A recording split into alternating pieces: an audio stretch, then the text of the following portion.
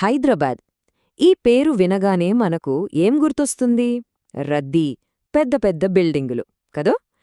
కాని ఈ హడావిడి మధ్యలోనే జూబ్లీహిల్స్లో ఒక ప్రశాంతమైన, శక్తివంతమైన ప్రదేశముంది.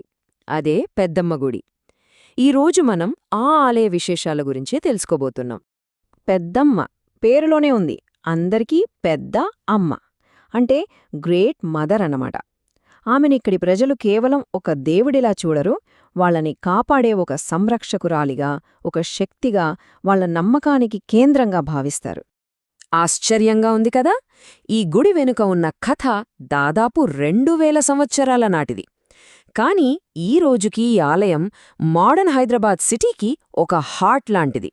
ఎలాగో చూద్దాం రండి. ఓకే, ఇక కథలోకి వెళ్ళిపోదామా? హైదరాబాద్ మహాతల్లిగా పేరు పొందిన ఈ పెద్దమ్మ గుడి విశేషాలేంటో ఇప్పుడు చూద్దాం. అసలు ఈ పెద్దమ్మ ఎవరు? చూడండి, అమ్మవారు ఒకరే, కాని ప్రాంతాన్ని బట్టి రకరకాల పేర్లతో పిలుచుకుంటాం. మహంకాళి, ఎల్లమ్మ, పోచమ్మ, ఇలా ఎన్నెన్నో పేర్లు వేరైనా ఆ శక్తి మాత్రం ఒక్కటే. ఇక్కడ జూబ్లీహిల్స్లో ఆ తల్లినే అందర్నీ కంటికి రెప్పలా కాపాడే పెద్దమ్మగా కొలుస్తారన్నమాట. ప్రతి గుడికి ఒక స్టోరీ ఉంటుంది కదా, దాన్ని మనం స్థల పురాణం అంటాం. మరి ఈ ప్రదేశం ఇంత పవిత్రంగా మారటం వెనుకున్న ఆ పౌరాణిక గాథ ఏంటో తెలుసుకుందాం. కథేంటంటే, మహిషాసురుడు అనే రాక్షసుడితో భీకరమైన యుద్ధం చేశాక అమ్మవారు చాలా అలసిపోయారట. అలా అలసిపోయిన తల్లి సేదతీరడానికి ఒక ప్రశాంతమైన చోటుకోసం చూస్తుంటే, అప్పట్లో అడవిలా ఉన్న ఈ జూబ్లీహిల్స్ ప్రాంతంలోని బండరాళ్ల మధ్య విశ్రాంతి తీసుకున్నారట. ఆ తల్లి పాదం మోపిన ఆ ప్రదేశమే ఈరోజు మనం చూస్తున్న ఈ పవిత్రమైన గుడి. సరే, అది పురాణగాథ. మరి ఆ పురాణకాలం నుంచి ఇప్పటిదాకా ఈ గుడి ప్రయాణం ఎలా సాగింది ఇప్పుడు చూద్దాం.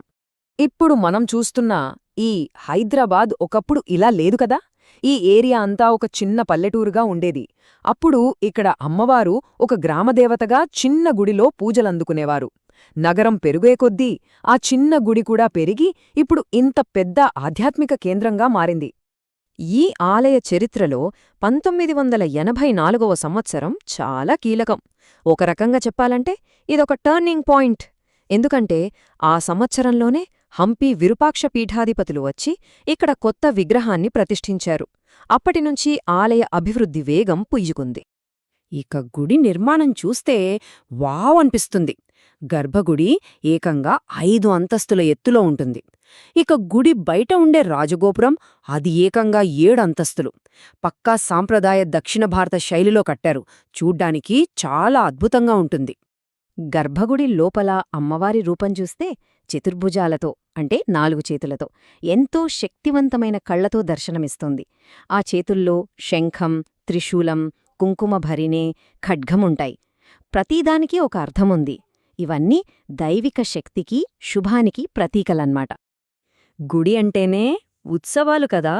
మరిక్కడ జరిగే పండుగల గురించి, వేడుకల గురించి ఇప్పుడు మాట్లాడుకుందాం. ఈ గుడికి ప్రాణంలాంటి పండుగ ఏదైనా ఉందంటే అది ఖచ్చితంగా బోనాల పండుగే. ఇది మన తెలంగాణకే ప్రత్యేకమైన అద్భుతమైన సంప్రదాయం. ఇది జస్ట్ ఒక పండుగ కాదు, అమ్మవారికి మనస్ఫూర్తిగా థ్యాంక్స్ చెప్పుకునే ఒక గ్రాండ్ సెలబ్రేషన్. అసలు బోనమంటే ఏంటి? సింపుల్గా చెప్పాలంటే అన్నం, బెల్లం, పెరుగు కలిపి వండిన ఒక పవిత్రమైన భోజనం. ఎప్పుడో 19వ శతాబ్దంలో పెద్ద జబ్బులొచ్చినప్పుడు అమ్మా మమ్మల్ని కాపాడు, నీకు బోనం సమర్పిస్తాం అని మొక్కుకున్నారట. అమ్మ కాపాడింది. ఆ మొక్కునే ఇప్పటికీ తరతరాలుగా తీర్చుకుంటున్నారు.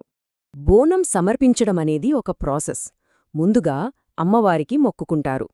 తరువాత పవిత్రంగా ఆ భోజనం వండి అలంకరించిన కుండలో పెడతారు. ఆ తర్వాత మహిళలు ఆ కుండలను తలమీద పెట్టుకుని కాళ్లకు చెప్పులు కూడా లేకుండా భక్తితో గుడికి ఊరేగింపుగా వెళ్తారు. చివరగా అమ్మవారికి నైవేద్యం పెట్టి మొక్కు తీర్చుకుంటారు. ప్రతి స్టెప్లోనూ వాళ్ల భక్తి మనకు కనిపిస్తుంది. బోనాలే కాదు, ఈ గుడిలో ఏడాది పొడవునా పండుగ వాతావరణమే. అమ్మవారిని మొత్తం కూరగాయలతో అలంకరించే శాకాంబరి ఉత్సవాలు, దసరా టైంలో జరిగే 9 రాత్రుల శరన్నవరాత్రులు, రథసప్తమి రోజున చేసే ప్రత్యేక చండీహోమం, ఇలా ఎన్నో. ఇవన్నీ ఆలయానికి ఎంత ప్రాముఖ్యత ఉందో తెలియజేస్తాయి. సరే, ఇవన్నీ సంప్రదాయాలు, పండుగల గురించి. మరి ఇప్పుడు ఈ 21వ శతాబ్దంలో ఈ ఫాస్ట్ సిటీ లైఫ్లో ఈ గుడి పాత్ర ఏంటి? ఈరోజు ఈ గుడి కేవలం పూజలు చేసే చోటు మాత్రమే కాదు. పెళ్లి కావాలన్నా, ఉద్యోగం రావాలన్నా, ఆరోగ్యం బాగోవాలన్నా ఇలా ఎన్నో కోరికలతో జనం ఇక్కడికి వస్తారు. బోనాలలాంటి పండుగల ద్వారా మన తెలంగాణ సంప్రదాయాలను బతికిస్తోంది. ఇంకా మన తెలుగు సినిమా వాళ్లకు ఇదొక సెంటిమెంట్. ఏదైనా కొత్త సినిమా మొదలుపెట్టాలంటే ఇక్కడే పూజ చేస్తారు. ఒక మాటలో చెప్పాలంటే ఈ మహానగరంలో ఇదొక స్పిరిచువల్ యాంకర్ లాంటిది. ఇక్కడ విశ్వాసం, సంప్రదాయం రెండూ కలుస్తాయి. స్వచ్ఛమైన మనస్తో వచ్చిన వాళ్లందర్నీ ఆ జగన్మాత ఆశీర్వదిస్తుంది.